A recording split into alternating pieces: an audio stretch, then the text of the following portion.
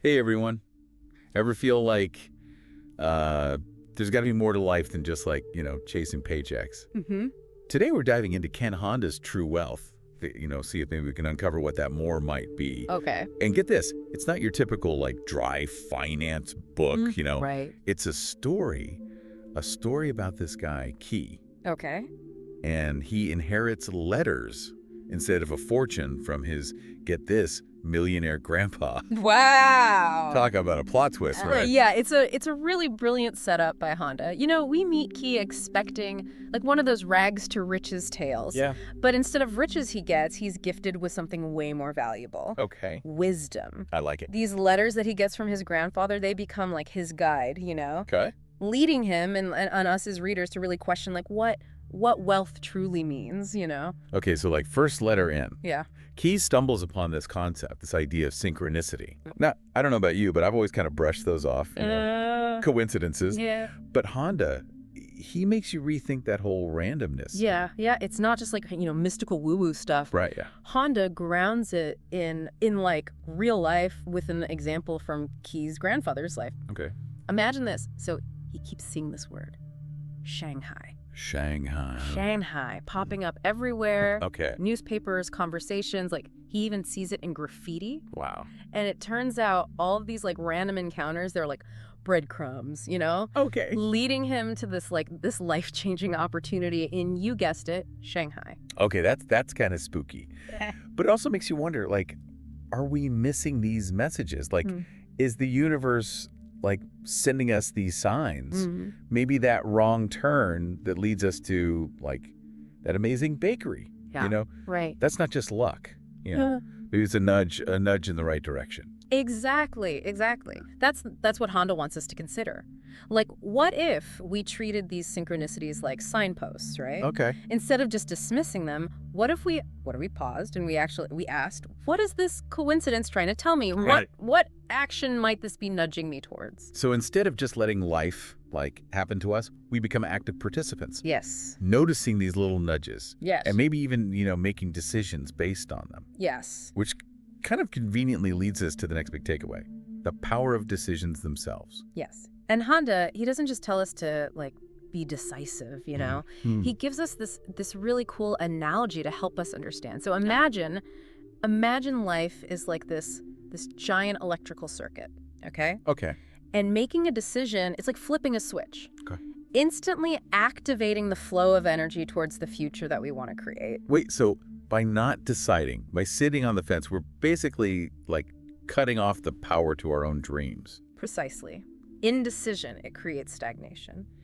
Every choice, no matter how big or how small, how scary or exciting, it gets that energy flowing. It moves us closer to, or sometimes, further from what we truly desire. So let's bring this back to, you listening right now. Yeah. Think about something you've been maybe putting off, Mm-hmm. a decision you've been avoiding. Yeah. What if, flipping that switch, making that choice, any choice, Mm-hmm. that's all it takes to start creating the future you actually want. Mm-hmm. Okay? So we're, getting good at spotting those little winks that life sends us Mm-hmm. and making those power move decisions, to get what we want. Yeah. But how do we know, which path to choose? Right there. That's where intuition comes in. Exactly.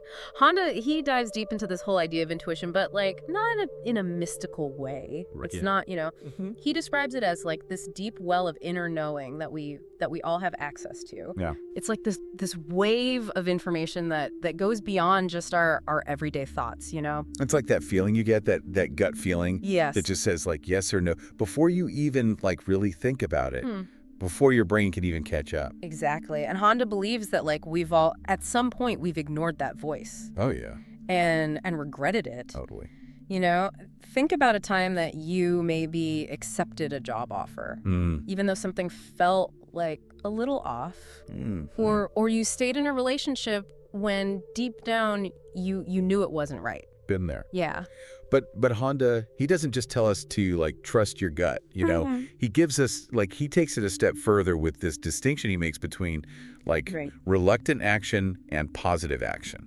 Yes. This is where things get really interesting. Okay. So reluctant action is, as Honda describes it, It's what we do out of obligation Okay. to like avoid inconvenience. It's, paying the bills, doing the chores. It's fulfilling those like half-do tasks that, they don't really light us up inside. Okay, so it's like that adulting energy drain. Yes. Yeah, I feel seen. Exactly. And then there's positive action, Okay. which is fueled by joy, Okay. driven by our passions. It's about pursuing the things that really make us come alive, So like hobbies. Yes. Creative pursuits.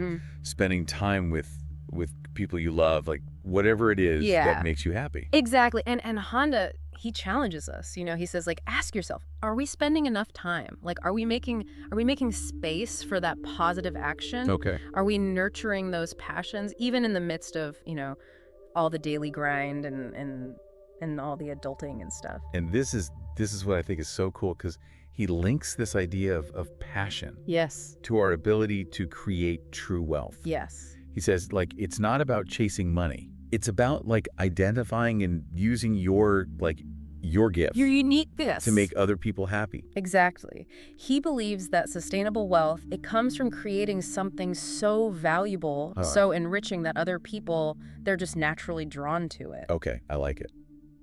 Think about it. Like, what do people always ask for your help with? What talents do you have that you just like are good at? Yeah, like it comes easy. Yes, effortlessly to you. Right. Those are clues to your inherent gifts, the seeds of your true wealth. So instead of just like grinding away at a job you maybe don't even like, Yes. what if there's a way to use those natural talents to create something, meaningful and contribute to the world? Exactly. And this leads us to Honda's concept of the money container, Okay. which I find fascinating. Okay. He says that we all have this internal container Okay. that reflects our capacity to handle wealth, not just financially, but emotionally and mentally too. A money container. Yeah. Okay, so it's not just about how much money like we have, Right. but like how we relate to it. Yeah. Like how much we can like comfortably hold Yes. without it like controlling it. Exactly. Imagine like your container's too small, Okay. so money flows in Mhm. and then right back out. Oh. Maybe through like impulsive spending,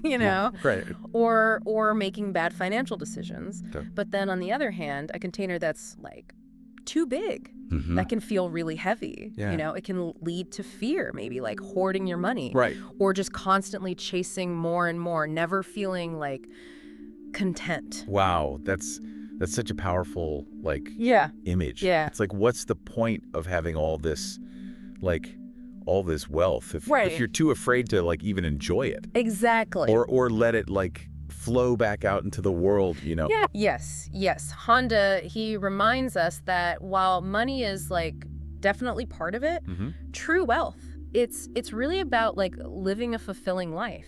Okay. And that includes like having really meaningful relationships. Okay, so how do relationships fit into this whole like true wealth picture? Well, he believes that true happiness, that deep sense of like contentment, it comes from the quality of our connections, not from like how many possessions we're accumulating. Right.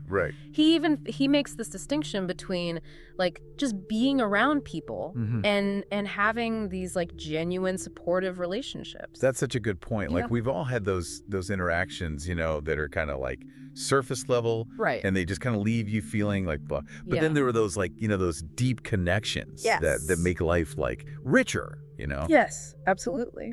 So how do we cultivate more of those like real connections? Well, he talks about this energy of like givers versus takers. Okay. And he says that we're kind of like instinctively drawn to givers, those who like offer love and support and kindness without like needing something back, without needing like constant validation. It's not about like keeping score. Exactly. Right. It's about like being genuine and giving what you can. Exactly. It's about showing up authentically. Right. And being concerned about other people's well-being. It makes you think about like what kind of energy are you putting out there, Yes. Are you showing up as a giver or a taker? That's a big question to reflect on. It is. It is. And Honda takes it even further Oh, with yeah. his exploration of like fate versus destiny. Okay. He says that, we're all born with a certain fate, right? Uh. Like circumstances that we don't necessarily choose. Right. Right. But our destiny Okay. is something that we create. Oh, okay. Through our choices and actions. So we're not just like, pawns in this game. Like we actually have the power to, Exactly. We have the power to shape our own destinies. even if we didn't get to like choose how we started, Exactly. And true wealth, it's like this reminder, Mhm. that it's never too late to start creating the destiny that we want. I love that.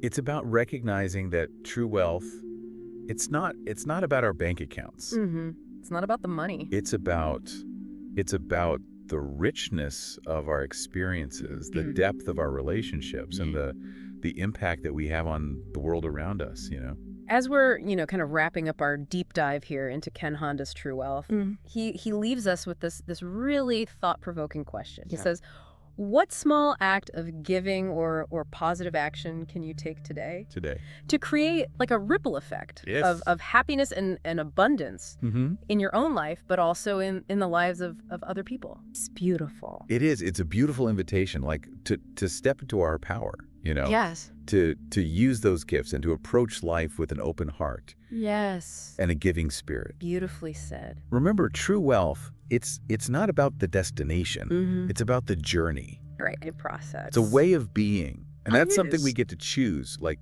every single day. Every single day.